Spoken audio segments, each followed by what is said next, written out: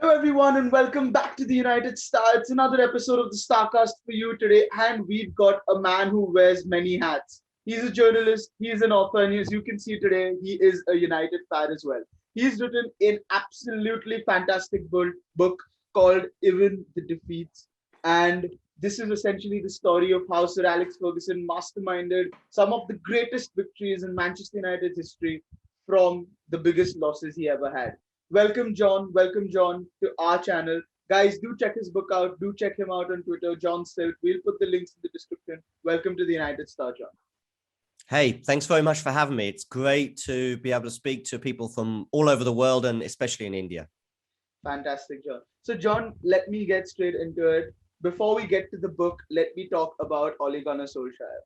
Ole Gunnar Solskjaer has had a season what you would say has been a huge down to begin with, and he's pulled together second position at the moment, Europa League final in sort of our sights. How do you rate this season, and what's been going on in your view? Okay. I think the first thing is the key word for me, which has been on the lips of many people, I think, that follow the club, is progress. There has been progress in the 2.5 years since he took control, December 2018, 2019 for Mourinho. And we've seen progress year on year, and that's good. Does it mean we're satisfied and we're happy with second in the table? Of course not, especially when it's the noisy neighbours who are first. Do we want to be going out in the group stages of a Champions League on a regular basis? Of course not. But when we look at where, as you said, where we were, let's think about where we were in January of 2020, just before the pandemic really, hit, and we lost that game at home to Burnley. Think about where we were then, and then compare it to where we were 6 months later as we more or less comfortably qualified for the Champions League with a really good end to the finish or to the season. Then also compare where we are right now to where we were in September, October, as you said, when the season started in such a poor manner. Super, super lucky to get that win at Brighton, after the final whistle had gone with the penalty, blah, blah, blah. But then that was our only win at the beginning of the season, obviously losing at home to Palace. I remember that game against Palace on the opening day this season thinking, this is not working. This is not working. This is not working. I was a long way from calling for Ollie's head, but there was lots of things that needed to be addressed. And the culmination or the real low of the whole season, as far as I'm concerned, was the defeat to Man City. The defeat to Spurs, 6-1 at home. At that point, I think 2 losses from our first 3 games, I think it was, or certainly 2 early losses in the season. I'm thinking this is going to be tough. Now, we then went on an excellent run, sparked by a 3-1 win, I think it was at Everton.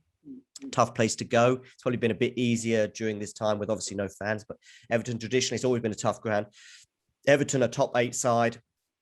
Ancelotti was doing well at the time. I think they were actually top 2 at the time. So, it was a really big win, and that set us up nicely. We had a few bumps along the way, of course, the Champions League being one of them, but by Christmas, January, I thought and hoped that we were in a title race. We drew at Liverpool, which at the time seemed like a point gain, but then obviously with Liverpool going on to lose a bunch of games at home, it probably was 2 points dropped.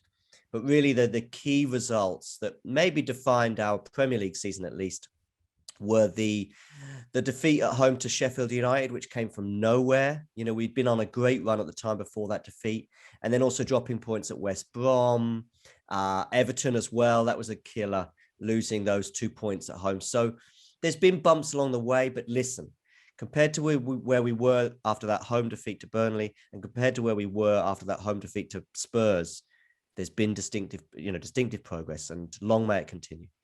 Right. So, John, in fact, my next question is literally worded in the lines of there have been bumps along the way. So there have been bumps along the way, and it's been obvious, and they've been there since sort of Ollie took over.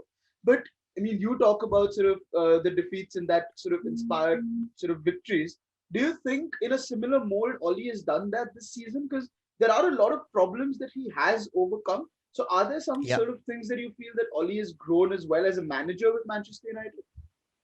Listen, I think I'm going to go a bit broader now in terms of sport. I do think, or even life perhaps, but sport in particular, where there's going to be negative things happen. bad things happen, and especially in sport, you win matches, you lose games, you lose points, whatever your sport is, you miss holes, etc. It's all about how you respond to that. I think it's too early, if I'm honest, which sounds a bit crazy. He's been there 2.5 years, but we won't really be able to see if Ole managed to negotiate all the big problems until, I mean, the book I wrote obviously covers about 26, 27 years of Ferguson being there. Maybe if Ole has half that time, that would be incredible. If he did 10 years at the club, then we can maybe look at certain moments. What I would say is, just bringing it in direct comparison to the book about this overcoming, bad moments or defeats. That defeat at Spurs was a moment for, I think, Ole this season, where the defending was so shambolic in that particular match. And I think even the attitude, perhaps in the second half, heads went down. But I'm looking more at the defensive side of things. If we then look at the matches against the big 5-6 clubs, or the established 5 or 6 clubs, I should probably call them, we did see we saw an improvement in terms of the results. We saw a few 0-0s that I know will have disappointed some United fans that would have liked to have seen a bit more attacking play. But ultimately, I think there was a sort of a reaction to that 6-1, that he didn't want that to happen again. We saw that under Ferguson too. Whether Ole will go on to have anywhere near the kind of success that Ferguson had, well, time will tell. But I do think there's been 1 or 2 occasions when he's had to overcome problems, and he's overcome them, and hats off to him. And I'm very pleased with the job he's done.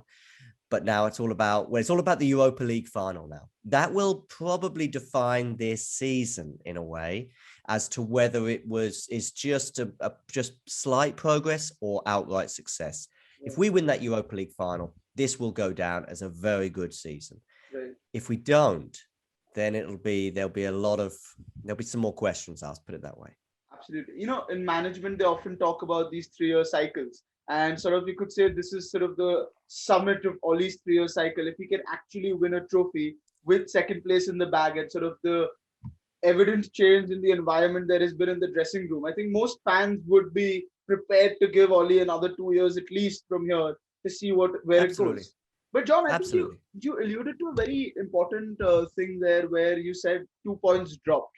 And I think that is sort of my tagline for this season: 2 points dropped. Yeah. Be it through individual errors, certain maybe tactical errors, you would want to call it that, VAR decisions going against us. There have been a lot of 2 points dropped. If you look at the big 6 games, it's essentially we have played for draws. We've just sat back and played for draws. So how do you see us changing that? Do you think that we have the personnel to actually turn that around, or this is how high the squad can realistically get? What I found, the way I felt about the team this season in particular, is that Ole can kind of fix one end of the team quite well, but then it's not quite functioning at the other end. In other words, since that Spurs defeat, he really did get the defense. I mean, there were question marks at the beginning of the season. We were thinking about Lindelof. We were thinking about Maguire. Are they going to be the future? We had the goalkeeping situation. Even the right back, Wan-Bissaka, at 1 or 2 occasions, particularly at the beginning of the season, there were questions being asked. And you were wondering, can he solve this problem? And then he was able to do that, as you say, especially in the big games. And we went on a fairly good run of clean sheets.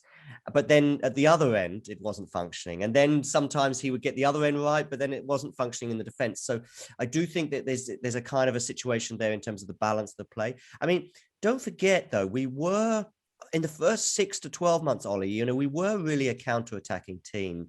I don't think we're just that anymore. I think the Bruno signing in the January of 2020 changed everything in many respects, that gave us the key to unlock certain defenses. I still think, given the current personnel, which is more specifically your question, I still think there are improvements to be made. But I think defensively, I'm pretty happy, despite the last couple of weeks, obviously with the defeats at, Leicester was a reserve cell, but it was pretty poor against Liverpool, which with basically our best team. And there have been 1 or 2 question marks raised again. But don't forget, Maguire was missing for that match against Liverpool, and obviously came off injured against Villa. So we'd love to have him back for the Europa League final. But I'm not as concerned about the defense as I was, say, 6 months ago. My issues with the personnel would probably be more defensive midfielder, a right winger, and striker. Cavani potentially solves the striker thing, but can he play 3 times a week? Not so sure. in a dream fantasy world, I would love to have Erik Inge Haaland come. I think I am dreaming a little bit. I think he might stay another year at Dortmund. I'm not sure what the financial situation is around Europe, whether teams like Madrid and especially Barcelona, I just don't think they have the money right now.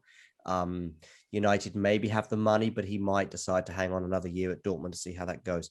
So then it brings us to the defensive midfielder. And although I think the defense is good, and I think there's a lot of positives to talk about when Maguire and Lindelof stay fit, I do think having one defensive midfielder would then make us a slightly more potent attack going forward. So in those big games, instead of having Fred and McTominay doing those two jobs that they do, whether they do it well or not, I don't know.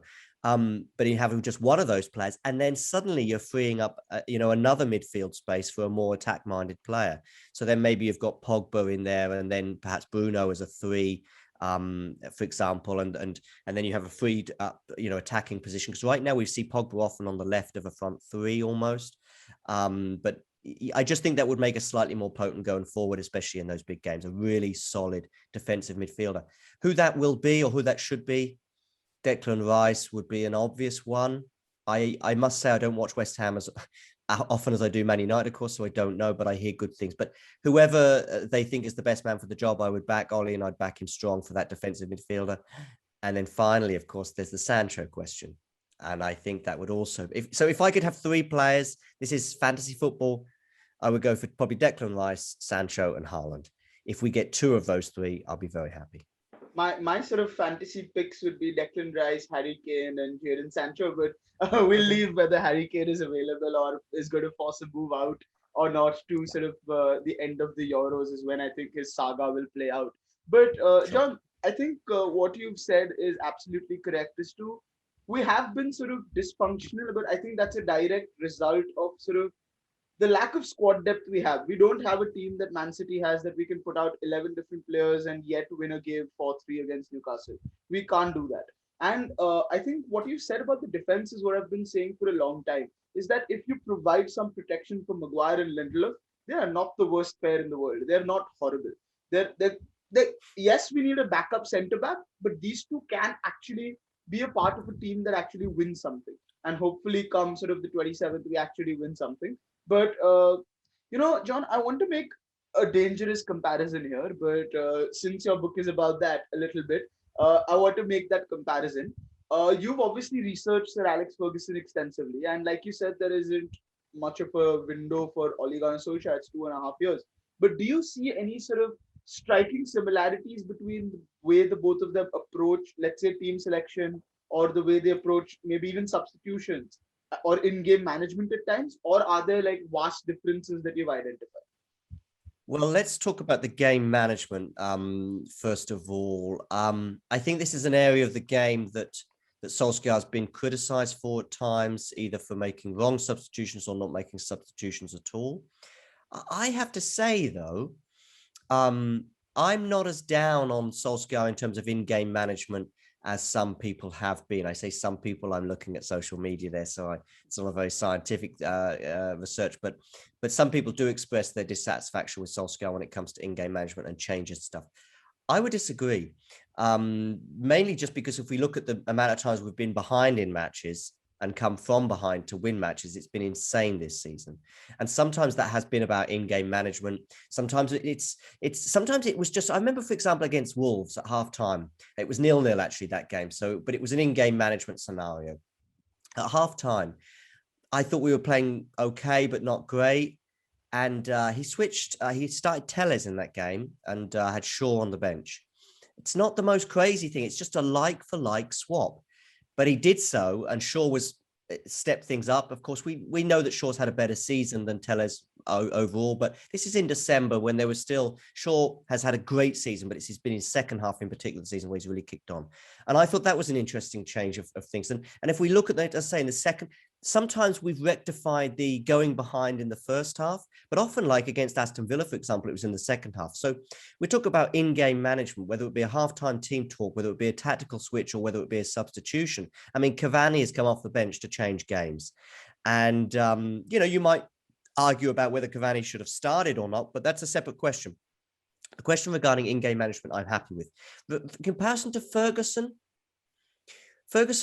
made a quote once that he said that he would sometimes see this substitution situation as a bit like a game of chess.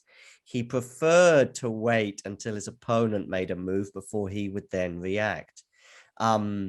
So that's sort of one of Ferguson's takes on in-game management. But I do think actually, and Ferguson had so many strengths, okay? But I think at the beginning of his time at United, tactically, there were question marks about him, particularly in Europe. We won the European Cup Winners' Cup in '91. And I would see actually the United progress under Solskjaer, there are some similarities. And if we were to win that Europa League in Gdansk in 10 days, if it's still playing in Gdansk, I'm not sure if it's moved to Portugal now. But anyway, wherever that is happening, it doesn't really matter. But if we were to win that final against Villarreal in a couple of weeks, then that would be another step forward, just like it was when Ferguson won the Cup Winners' Cup in '91. But comparisons between the two tactically. One more thing about the tactical comparison anyway, is that, again, early years, especially sort of early years of success actually under Ferguson, one of the most remarkable elements to the Ferguson teams is that we were counter-attacking.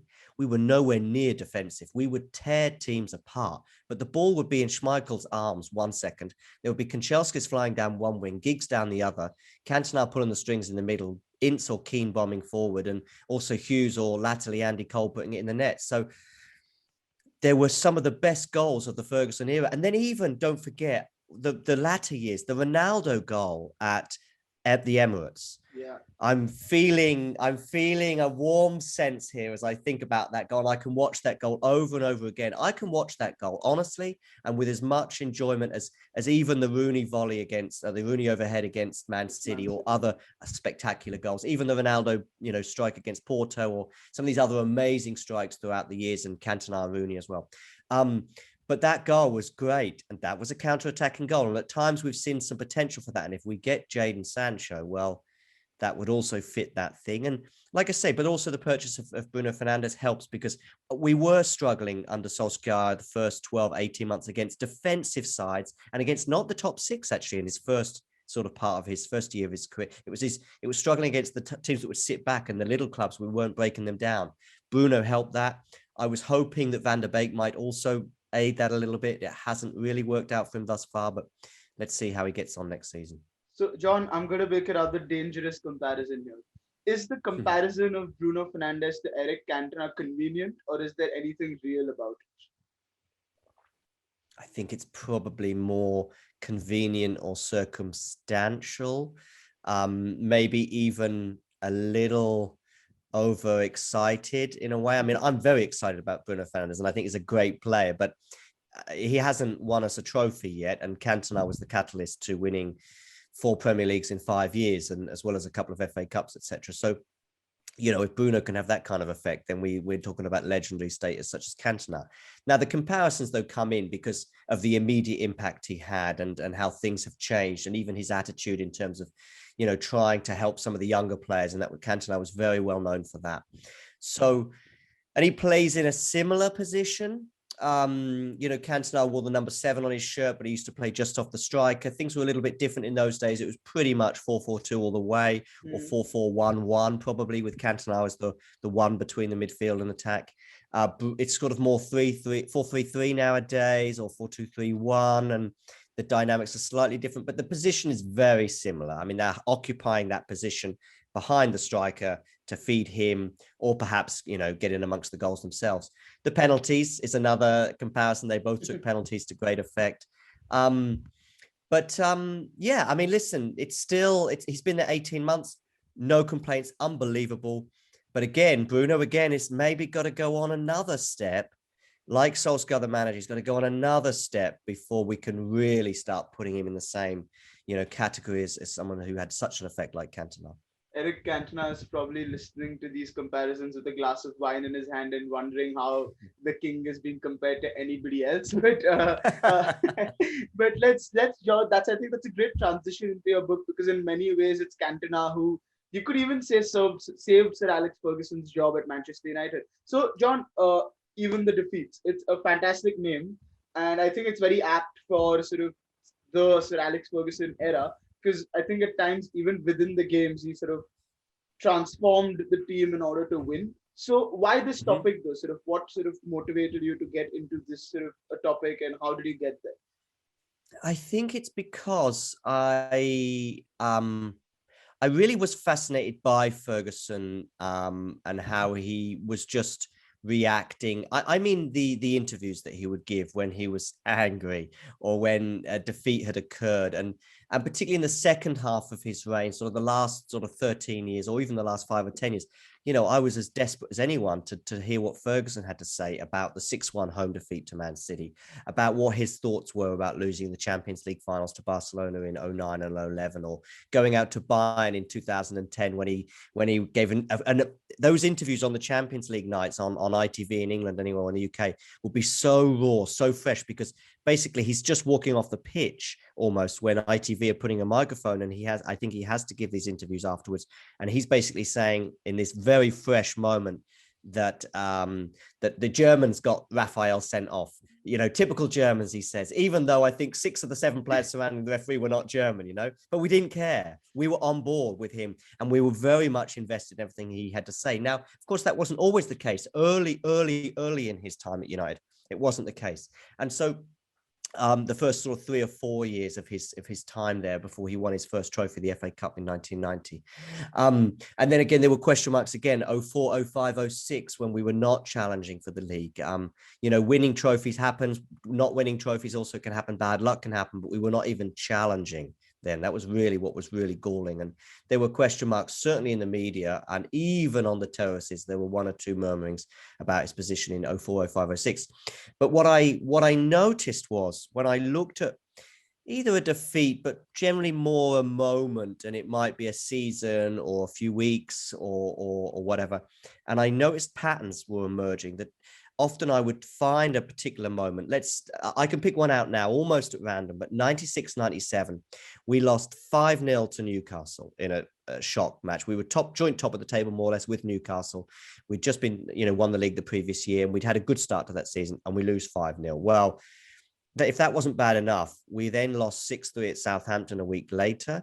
We then lost, I think we had an unbeaten home record in the Premier League for about 18 months, 2 years, and we lost at home to Chelsea 2-1. And also in this same period, so these 3 games, I think the Premier League games were back-to-back. And also in the same sort of 2-week period, we lost at home to Fenerbahce in the Champions League, and that was the first time that we'd ever lost a European home game. Now, I could choose many moments, and there were many moments dialogued in the book. This one not in too much detail, but this is one moment that springs to mind because Ferguson came out with a comment at the time about he's never stronger than in adversity. And there was a lot of adversity surrounding him and the club at the time with all these defeats going on. And he just sort of battened down the hatches, said, we have to start winning games. We won against Arsenal 1-0 in, I think, Arsene Wenger's first game in charge. It was a very ugly 1-0 win. But then I think we pretty much from that moment until the end of the season, or certainly until maybe April, I think we get on an unbeaten run.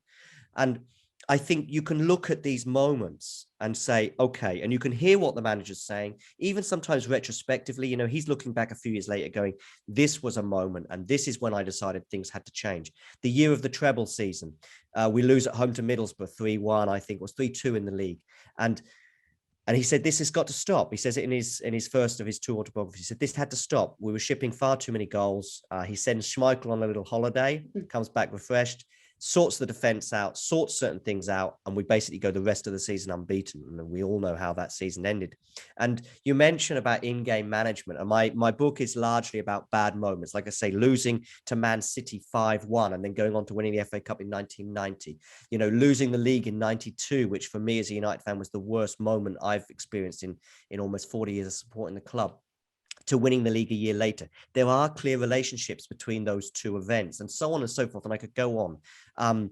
But that 98-99 season, the defeats almost, I mentioned the Middlesbrough defeat in the December, which had was a catalyst for the rest of the season, but actually the defeats in that season were almost in the game, within the game, whether it be losing at home to Liverpool 1-0 for most of the match in the FA Cup, to dramatically turning it around in the last couple of minutes that we'd obviously see repeated against Bayern a few months later, not that we knew it then, or going behind against Juventus in the semi-finals, or the travails that we had against Arsenal when we went down to 10 men and then we had a penalty in the last minute as well. So, and then I could go on. I think we came from behind to win matches. I don't know. I think it's in the book, and I think it might be 17 times that season, but I could have that wrong. But the number of times that we turned matches around that season, the defeats that season were almost happening within the game. We were losing matches and turning them around, and we were recovering from those moments. And Ferguson was fixing it either by luck or by tactical decisions, or even just giving them, motivational speeches or switches or changes. So learning from the defeats is something I think was arguably Ferguson's biggest strength. And that season, he was learning from losing positions, if you like. Absolutely. And there are a couple of things that you said there. I mean, we all rave about, like, let's say, for example, we're all hooked on to Jose Mourinho's press conferences, for example, or we want to watch what Klopp has to say after he's lost, for example. But I think Sir Alex Ferguson was absolutely brilliant when it came to the media. He was fantastic at deflecting attention. He was brilliant at sort of taking things onto him and away from the players, etc., etc. In a lot of ways, I think he was like a crazy goalkeeper who didn't care about one mistake because he knew he'd get another chance to set it right.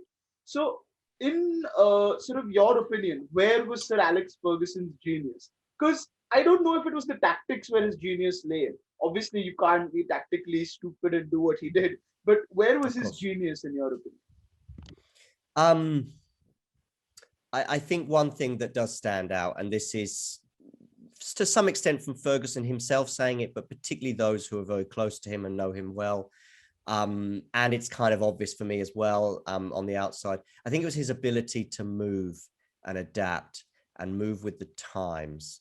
So you've got to remember, I think he was 43 more or less when he took over, or mid-40s, let's say, when he took over at Old Trafford. And there was a drinking culture there that he didn't like, and he felt that had to change, and so many things. And he sits on the bench for his first ever game in charge, and next to him is the bus driver. He can't believe what he's sitting on. This is 1986, so you cannot imagine now a big Champions League match and Ole and Solskjaer sits down on the bench, and next to him is this rather big bus driver. I mean, he did lots of changes, but what I mean is then that there was a very different era then. Drinking culture was a big thing. I mean, Wenger was rightly praised in the 90s for how he introduced, dietary needs and all the rest of it. But one thing that Wenger, and I think Mourinho suffers from this as well, is actually they didn't manage to adapt and move to the times, whether that be tactically, but particularly in terms of man management. We see that Mourinho had that impact that sort of worked very well in the mid 2000s, late 2000s.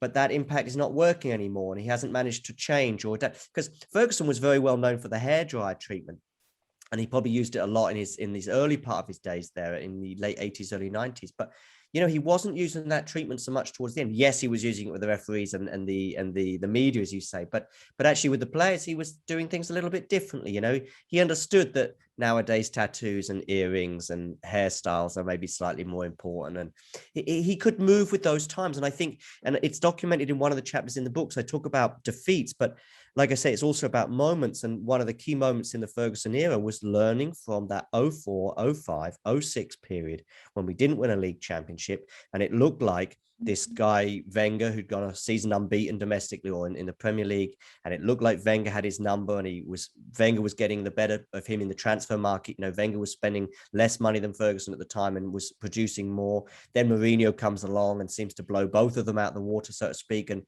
05, 06, at the end of that season, you're wondering, in that particular season, we went out the Champions League in the group stage at Benfica. And that was, if there were two phases in the Ferguson era, if you look at the first 13 years to winning the treble in 99, and then the second 13 years of his reign, the lowest in that second 13-year period was definitely that defeat at Benfica. And there were question marks. And I've spoken and heard from journalists on the plane with the United team on the way back from Benfica.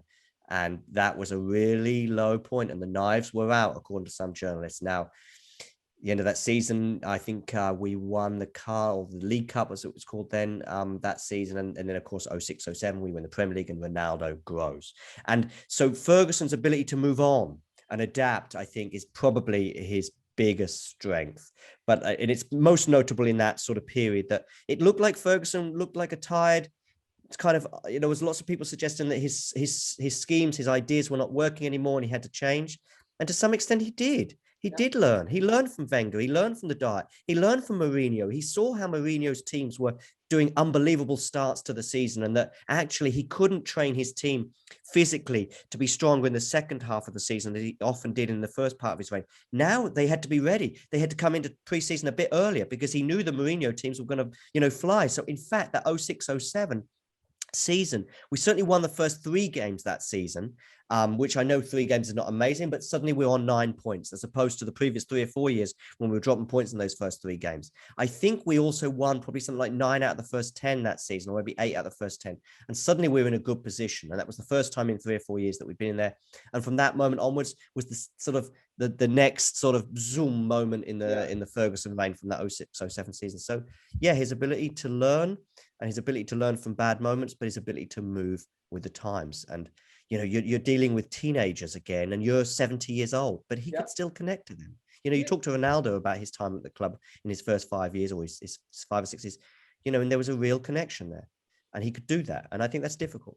And you know what, John? I think I was thinking about this the other day. He managed the likes of, let's say, Pallister and you could say talk about Bruce, for example, and then he went on to manage the likes of let's say Makeda, for example, or Gibson, Darren Gibson, for example. And the age gap between these two sort of generations and how much football changed between it. It's a testament to how he stood the test of time. And I mean, I heard a quote that a good manager makes one team, a great manager two, and then there's Sir Alex Ferguson. And that's why it's annoyed me a little recently that a few football pundits and journalists have come out and sort of blatantly come out and thrown it out there that Pep Guardiola is the best manager to have graced the Premier League. Now, I can accept that Pep Guardiola is one of the greatest tacticians the game has ever seen, and there's no doubting that. But when sort of you've done what Sir Alex Ferguson has done, and then that some people come out and say the things they do. I mean, this guy has won 2 3-peats at separate occasions with two great teams. So it sort of annoys me a little where I feel like they're just going out and saying these things in order to get the hits, for example, because factually I do not think they're correct. But I think you said something very interesting about 04, 05, and 06, and I think there was a book as well written by Philip Auclair, if I'm not wrong, about Ferguson making a mistake at every turn. And essentially he was going to, it was a book on 06, 07 and leading up to that. And I think out there, how do you sort of think about him adapting to Jose Mourinho's defensive style? Because he came from sort of beating Wenger to beating Jose, which are 2 starkly different styles. So do you think that is sort of proof of Ferguson's tactical mastery?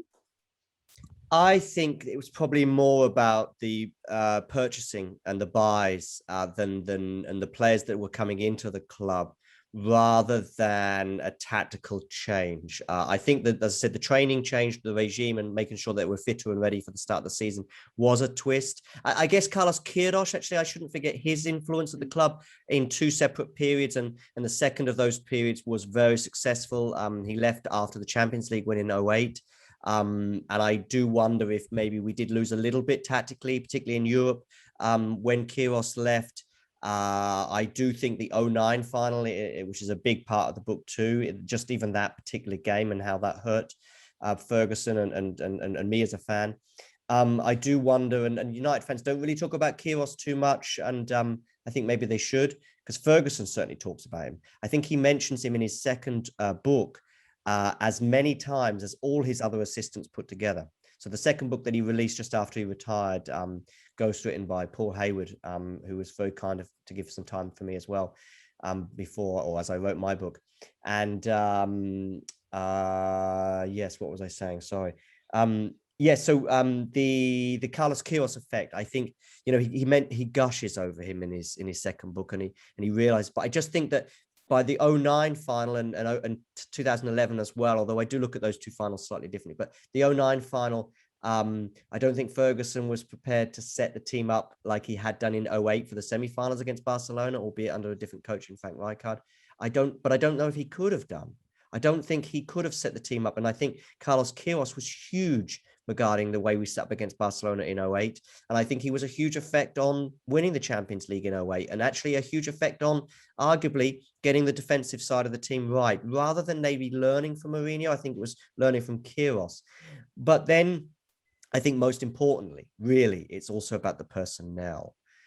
Now, having looked at some sort of long-term purchasing regarding Ronaldo and Rooney, they were kind of long-term buys that maybe would be inconsistent in the first year or two that they were at United, and they were a little bit inconsistent, particularly Ronaldo. Don't forget at the time, Rooney was kind of way above Ronaldo in the pecking order, so to speak. And it was Rooney that looked like he was going to go on and be the best player in the world, and Ronaldo was struggling a bit, especially with consistency.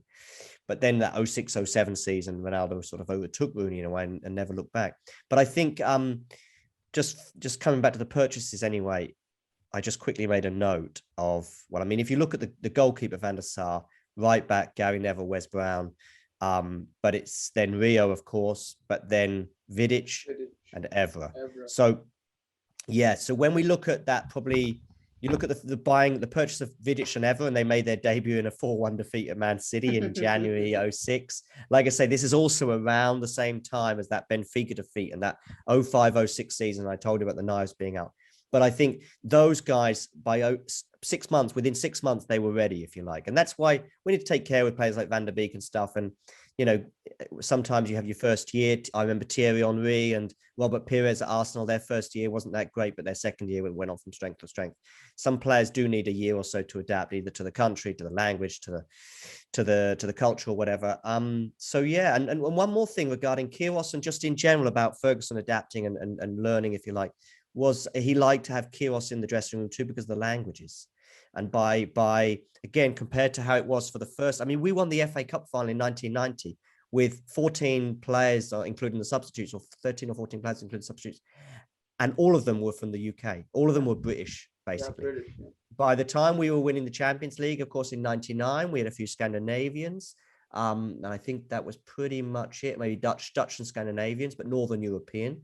By the time we're winning the Champions League again in 08 and getting to the final in 09, we've now got South Americans in the team. You know, we've got Park Ji-sung. We've got all over Europe now. You know, we've got Kuszak on the bench from Poland. We've still got one or two Scandinavians, of course, and you know, Southern Europeans too. So yeah, you know, we've got Portuguese, Spanish, Dutch, Polish speakers in the dressing room and so on and so forth. And having someone like Carlos Queiroz, who's fluent, and French, of course, having someone like Carlos Queiroz, who's fluent in 5 or 6 languages, helped a lot. It helped people feel comfortable, and it helped Ronaldo feel comfortable too. I mean, Ronaldo's English got better as he was there, but he did look up to Queiroz, and that relationship shouldn't be undervalued.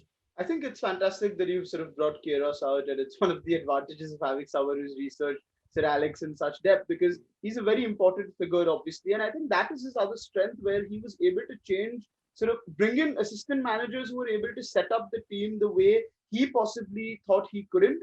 And maybe realizing his limitations as well was one of the other things that he was so great at.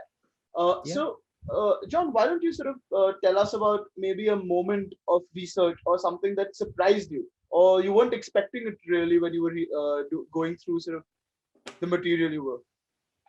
I mean, there's a couple of things that spring to mind. I'm sure there's many more, but there's a couple that right now spring to mind. First of all, I interviewed Archie Knox, who was his assistant for the first 5 or 6 years, or 5 years of Ferguson's reign at Old Trafford, and also his assistant at Aberdeen. And speaking to him about the cup final of 1990 and the decision to drop Jim Leighton, that was a good. It was. How can I put it? It was good to know, but it was also quite sad. And also researching a bit more about the Jim Leighton situation, and we've seen it now. We're going to see it in this documentary that's coming out, if not now, very, very soon. That is actually highlighted quite a bit in that documentary. Interesting. There's about 10 minutes on it. You know, when we compare that documentary, by the way, is amazing. But let me just say this: there's 1 minute on Ronaldo, which is fine, or maybe less. You know, there's a few pictures at the end and all that. But there's 10 or 15 minutes or 10 minutes on just that decision to drop Jim Leighton. And it does pull at the heartstrings. It's quite sad. Jim Leighton didn't want to get his medal. Les Seeley, I think, offered him a medal, or offered him his medal, and he didn't want it. And he said he couldn't ever speak to Ferguson again. And Ferguson had to take a decision. And Ferguson also said that he was never afraid to take a decision. And you have to be like that. So that talking to Archie Knox about that, and Archie Knox wanted to keep Jim Leighton in the team. But Ferguson said that was his decision. Archie Knox, by the way, was very humble about it when he told me. He said, look, I respected Ferguson and it was his decision and that's up to him. That's his call. But when he asked my advice or when I was there to give advice, he wanted to keep him in the team. So that was something. But I also think René Meulenstein, who gave me a lot of his time and he wrote the foreword for the book. When I was talking to him, and particularly about when he got promoted to first team coach, it was when Kyrgios left. And he said that Ferguson sat him down to give him and Mike Phelan the news that they were going to be going up, if you like, in the hierarchy in terms of assistants. And he said that the Ferguson got out a flip chart, one of these sort of, I think, whiteboard things where you sort of flip over the things. And on each page, there was kind of something exciting. And I'm just going to see if I've got the book here, and it's in the foreword. It's talking about the DNA of United. And just a second, I'm going to read this so I don't misquote him. Sorry about this. So each page of the chart would give instructions on how Ferguson viewed the team and its style of play. Each page had different elements as to how he saw us playing. So at this point, I think Ferguson's trying to project, the sort of feeling in a way of how he sort of imagined United would be playing. At times, we have to press really high in numbers aggressively. So this is maybe on one page of the flip chart. Sometimes you need to drop a little deeper, press on a certain player, then hit them in the spaces and leave. If you have to defend deeper, form a block, not giving them chances, but then we have to gain possession, we have to counter. A lot of this is being documented in pretty succinct manners on the flip chart. Then the next page, set plays, then bang, the next page, possession. Possession is key. It's where you get the initiative. Paul Scholes and Michael Carrick were excellent at that, switching and keeping the possession when we need to, especially if we're protecting a lead. Are we having possession to keep the ball? Are we trying to keep the sting out of the game? So on. And then he said the most important thing, the final page, which was all about the attacking style of United. And he had just 4 words. Ferguson said, this is what I want to see when we attack. 4 words. Pace, power, penetration, unpredictability. So these are just 4 words on a page. And Ferguson told René, he said, those are the 4 things I want you to instill in their group every day, as he's sort of pointing to the training pitch. That's what I want you to instill in the group, those 4 things. Sir Alex told me, as he said. So he said, then Ferguson drew a line underneath all of those. He drew a line underneath and said, and if that doesn't work, we gamble. I could actually, while you were reading that, I was visualizing Ferguson flipping the chart. I mean, it is a surreal, it could give you goosebumps. It's absolutely. Just talking about Sir Alex Ferguson, he's a special sort of man. And this is what I want to ask you. The 92 sort of league losing, you said, was the worst moment as a United fan. What was your sort of best moment as a United fan? Maybe not in terms of the trophy we won, but just in general, what was your best moment as a United fan? Under Sir Alex, maybe. Oof. 98, 99, that not just the Champions League final, but the build up to that crescendo was just, insane. And that feels, you talk about goosebumps and all that, and I'm feeling it now. That's a kind of an obvious one, I suppose. But I will say that, they are about trophies, and 1990 winning the FA Cup was just unbelievable. I was 10 years old, almost 11. And, winning the cup back then was a big thing. It was great that Leicester managed to win it yesterday. It's a big thing still today, but it was even bigger in those days, if you like. Cup Winners' Cup, winning that first league. I think these are all quite obvious things. So I'm going to try and pick out one that's not obvious. 06-07, okay? I loved that season. I loved the way we played. I would say even in 06-07, the way we played in terms of the excitement was even more than 07-08 or 08-09, which arguably were with better teams. In 07-08, Ronaldo was a bit better. We're scoring more goals and the team was more complete and we may be more defensively solid and so on and so forth. But 06-07 for me was a real watershed in the second half of his time at United. And the way we played that season was so exciting. Some of the performances we had. And I was surprised. I was worried. We saw Ronaldo have a good World Cup in 06, but they had the fallout with Rooney and so on and so forth. And like I said, Rooney was still way ahead in terms of their progression, if you like, as far as I was concerned. And then the first day of the season, we beat Fulham 5-1. I thought, wow, I didn't see that performance coming. And I was really pleased, the Ronaldo Rooney thing again, Ferguson man management, learning with the times. That was done in one day of coming back to training, shake hands, move on. And he fixed that issue, if there was any issue there. And that season took me by surprise in many respects, that we were so good.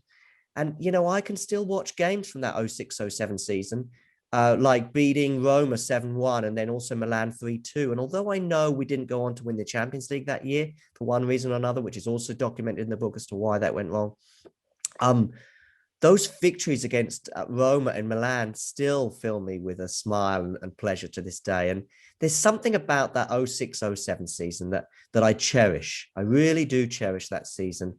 Mainly because I think certain people were, maybe not so much Man United people, but there were people thinking that Ferguson's a dinosaur, Ferguson's done.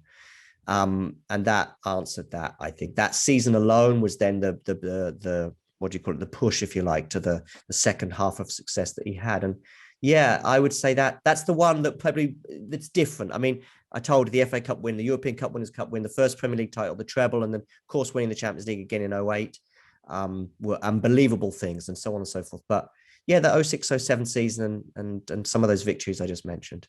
Absolutely. And Ferguson was, of course, a dinosaur by coming third in the league. The standard of sort of Manchester United and that set was absolutely remarkable. But it's quite interesting. Top two, I think, every year for about 15 years or something, and then we dropped a third, and so and the knives were out. But what's interesting is why 06-07 is, I think, also my first sort of season or introduction into football, because I've been following since 04, 05, 05, 06, the World Cup happened. So I think 06-07 was quite special for me as well. But what I want to ask you is this. Quite often we don't talk about, so obviously Sir Alex won everything there was to win and he was great. But what were the mistakes you think he made along the way? Were there any standout ones that you think that could be highlighted? And sort of, is his failure to sort of win the Champions League more than twice something that we should look at, or is it not a failure at all in your mind? I mean, in terms of mistakes that he made, you would probably look at some of the tactical setups in Europe in the early to mid 90s. I mean, he tried to fix the issue and he sort of blamed Paul Ince pretty much for certain defeats around that time and his cavalier attitude. So he was probably aware of the issues, but couldn't quite rectify them. I actually think tactically, by the way, I think he was very strong in the second half of his time at United. And actually by his last season at the club, the way he set us up home and away against Madrid in that Champions League knockout match, unfortunately, I know. But actually, tactically, he was on it by then. In fact, he was probably outwitting the tactical mastermind that was Mourinho. So I think he did learn and he got better at that. But there were some issues. Other mistakes, I mean, maybe even in that game against Madrid, just those 5 or 10 minutes after Nani got sent off, maybe he didn't react to Mourinho doing that little switch with Modric coming on and taking control of the midfield. And obviously, Madrid had the one-man advantage, but there was some emotion in Ferguson. Maybe that was a mistake. That's a bit harsh. But regarding his Champions League record, there's a few factors involved. I think you cannot ignore the factor compared to, say, the success that certain teams had. Not modern day teams like Madrid in the way they've done well in the last few years, but the success that teams had in the 70s and 80s, whether it be Bayern winning 3 Champions Leagues, Ajax winning 3 Champions Leagues, or Liverpool winning however many Champions Leagues they were, or European Cups as they were then. I mean, Bayern and Ajax have won more Champions Leagues than 3, but they had 3 in a row, I think. Yeah. In those days, though, it was a very different beast. If you look at the run that Liverpool had to winning some of their Champions Leagues, they're playing FC Zurich or Grasshoppers or someone in the semi-finals. You only have to beat really 1 or 2 opponents because it was only the top team, the champions of each country. And United were often the champions, in England. But when United were going to the Champions League, when we won the Champions League in 99, we had to negotiate a group with Brøndby, a weaker side, but then we also had Barcelona and Bayern and Man United. So one of those three clubs I just mentioned going at just in the group stage. Then we're playing Inter, then we're playing Juventus, and then we're playing Bayern again in the final. Then in 07-08 to win the Champions League, you know, we've got in the quarterfinals we had Rome, in the semi-finals we had Barcelona, in the final we had Chelsea. We had Lyon as well before that, but and we had Roma in the group stage. But the number of games to win the Champions League and the quality of the opponent was completely different from the time that Ferguson was starting to embark on his Champions League campaigns compared to what it was in the 70s and 80s. So that can change things. Then there were one or two mistakes, and then it's a cup competition. You can be unlucky. You can come up against Monaco in a second leg and your team is destroyed through injuries because, you know, Schmeichel got injured, Ryan Giggs was injured, two or three other players were out injured. I think Roy Keane, I think, might have been missing. Yeah, he was missing for the whole season pretty much for a long-term injury. So you can be unlucky and go out on away goals as we did then. But Dortmund over two legs. I'm biased, of course, and as are probably most of the viewers here, but we battered them at home. We battered them. And how we didn't win that game, I have no idea. And we lost 1-0 at home and ultimately went out of the Champions League. So you can be unlucky. You can get one or two things wrong. And it's a different beast now, the Champions League. Okay, we saw Madrid win 3 or 4 recently, but until then, no team had won even back-to-back Champions Leagues. So. No, but John, out there, I think I have an interesting point, whether I don't know if you'll agree or disagree, but like you said, for 15 years, we were essentially second or third, or second, and we were challenging for the Premier League. We're always challenging for the Premier League. It's not like now where essentially the Premier League was decided 2 months ago. We were challenging in the sense that we were challenging for the last 2 game weeks almost for the league. And if you look at Madrid, they've basically given up on the La Liga the 3 times they won out of the 4. They've essentially given up. So I think that plays a very important role as well. And I mean, so sort of Sir Alex's sort of mind in a sense to win anything that's in front of him maybe cost us winning a couple of games in Europe. Had he just accepted maybe a 4th place, we'd have won another Champions League first. Right. I mean, actually, another example of that supports that argument was the 06-07 semi-final against Milan. We had a game, I think, against Middlesbrough between the 2 legs. We won 3-2 at home, and we had a game against Middlesbrough, but we were also pushing to win the Premier League. We had an advantage over Chelsea, but it wasn't decisive. We had a home match against Middlesbrough, I think, between those 2 legs. Oh, we had a home match against Middlesbrough, sorry, just before the first leg. It was just before, and Rio Ferdinand got injured. You know, it's coming towards the end of a long season. That season, we were really relying on 13, 14 players. We brought Henrik Larsson in that season to sort of help us a bit, but the squad was nowhere near as in depth as it was a year later when we brought in that summer. We brought in Hargreaves, and we had one good year of Hargreaves in terms of fitness. We brought in Anderson, we brought in Nani, and we brought in Tevez as well. And those 4 players, suddenly we went from 13 players to 17 players. You know, Fletcher got a year older as well. O'Shea came on, O'Shea was already there. But, you know, suddenly we're going from a pool of 13 players or 14 players to 18 or 19 players. And so that was one of the big differences between those 2 seasons. And that 06-07 season, we then had Everton as well between the home and away game. And you can't drop or rest too many players. I think he did try and rest 1 or 2 for the Everton game, but they had to come off the bench because I think we were 2-0 down at half time. Yeah. So, you know, you're trying to win the Premier League and you're trying to win the Champions League with 13, 14 players. And yeah, it's tough. And you're right, Madrid haven't had to worry about that. They were too far off in the league, and also the competition in La Liga is not. I'm not always saying it. This season's been unbelievable, but there have been some seasons when they haven't had to worry so much about the domestic things. But we've been in FA Cup. We were in the FA Cup semi-finals and final in 06-07 as well. We lost to Chelsea, unfortunately. But you know, so many things were going on and ultimately we went into that second leg against Milan and lost 3-0. But you know, Vidic was rushed back for the second leg. He wasn't fit. We just had no defenders basically because they were all injured after a long season.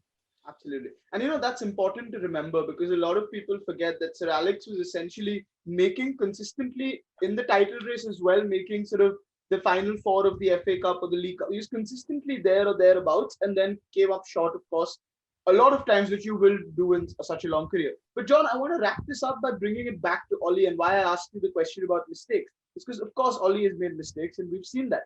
But does sort of Sir Alex's time at United prove that if you get a long enough rope with the faith of the board, and the board is sort of another hour-long conversation in itself, but with the faith of the board, you can actually turn things around, and those mistakes that you make in your initial years are swept under the carpet a little bit? Yeah, I mean, I say really with Ole, it will only be time will tell as to how we view this period of patience. What I will say, though, is so far, I mean, the board and various other people have got lots and lots of things wrong. And before Ole and before Bruno, if you like, I think you could probably analyze 20 key decisions that the club have made since Ferguson left. If we just take it to January 2020, we could look at 20 decisions the club made, whether it be big purchases or whether it be decisions to hire managers or other decisions that affect the club and CEOs and all that stuff. And you could probably look at those 20 decisions and go, 17 were wrong, 18 were wrong. But the decision to be patient and stick by Solskjaer, when of course there has been criticism largely from outside of the club, has been the right one so far. But we'll only ever really know if that was completely the right decision in maybe 5 years, if we've had a load of success. And I am optimistic. Although you said you're right against the big six, he's had one or two issues this season. I mean, he's not losing those games, and he did win the most recent one that I can remember anyway against Man City away 2-0, and he's had a good head-to-head record against Guardiola. So yeah, and now it's the progress I've mentioned, and the absolute cherry on the cake would be if we won that Europa League. That would be a great season, especially if Chelsea can beat Man City in the Champions League final. I cannot stand Chelsea, but it's all about the lesser of the two situations. So definitely, I would rather they won at the Man City. And if that happens, if Chelsea win the Champions League, or let's say if Manchester City lose the Champions League and we win the Europa League, I will be very, very, very happy with this season. And then if we can have a good summer by bringing in, say, two of those three players I mentioned earlier, onwards and upwards. Right. So, John, let me end by asking you this. Let's assume we won the Europa League. I mean, on paper, we have a squad that should win, but then again, it's the cup that you said, and anything can happen. And of course, Unai Emery, with all respect to him, he is sort of the Zidane of the Europa League, so to speak. Yeah. But John, this is my question then. Let's say we win the Europa League, we get second place. What will then be your aspirations for next season? What would you say is progress next season? I mean, the Premier League is of course, if you offer me the Champions League next season, I'd be delighted to win that too. But really, the real benchmark of how you're doing as a club, how you're doing as a manager, how you're doing as a team is what are you doing in that very, very lengthy competition we call the Premier League. That's a marathon, not a sprint, as we know. How are you doing in that competition? Are you a million miles off the pace as we were for 6 or 7 years? I know we finished second one year under Mourinho, but it was just the most distant second. If you think we're distant this year, then we were more distant that year for sure. I was hoping this season, actually, excuse me, that even when I decided, really, I think once we drew at Leeds, that was any last tiny opportunity I thought we had of winning the league. I mean, I wasn't optimistic, but that was the final sort of 2 points drop that was enough to mean that we wouldn't win the league for me this year. Once that happened, I was like, okay, let's keep this close though. Let's keep City honest. Let's try and make sure that we win our games against Leicester and Liverpool, for example, and let's make them win it on the pitch, you know? And if we end up finishing 4, 5, 6, 7 points behind, but we've kept them honest, and that would be really big progress. Unfortunately, we've not quite managed to do that. So what do I want from next season?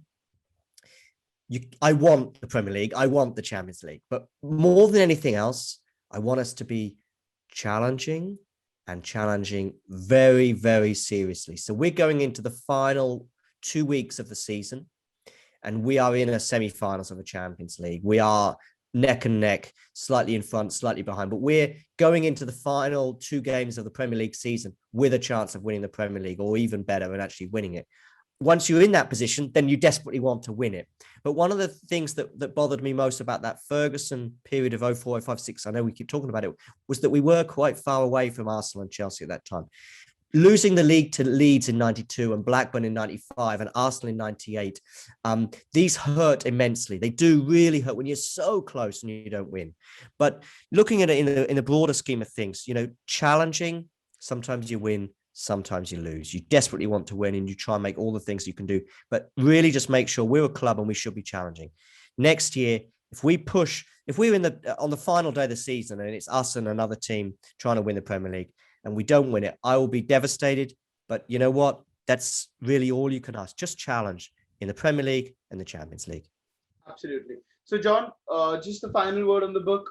Even the defeats, where can people like access it? Where can they buy it? And just go away, take it away. Yes, Amazon, Pitch Publishing, as the name of the company, or the publishing company, Pitch. So you can also get it on their website, pitchpublishing.co.uk. In UK, on UK high streets, shops, at least anywhere in the UK. If there's people watching from there, you can get it in WH Smith's and Waterstones. But like I said, really Amazon is the main place. If you follow me on Twitter, I think it's not, I'll normally be highlighting it from time to time, or just simply Google Even the Defeats, Alex Ferguson, or Even the Defeats and John Silk, my name. And I'm sure you'll be able to find it. Absolutely. Guys, do check it out. Even the Defeats, the name of the book. It's got some fantastic stories, some that John has been kind enough to share with us today. It's got a 5 on 5 rating on Google if you go and check right now. So it's not just me and him telling you that it's a good book. It is a good book. So thank you so much, John, for taking time out today and, having this conversation with us. And hopefully the things you've said about Manchester United do come true. And thank you everyone for watching. Do follow John. Do buy his book. Do drop in a review to him on Twitter. Can I do one more thing? Sorry to interrupt. Absolutely, John. I just know that this has been a very difficult time for people in India, and I just want to say that that we're to express my sorrow and hopefully that we and you guys in particular can pull through this, and we're thinking of you. Thank you, John. That's very thoughtful of you. Thank you so much. So guys, do subscribe to our channel, like this video, take care, stay safe, and we will see you soon. Thanks for watching.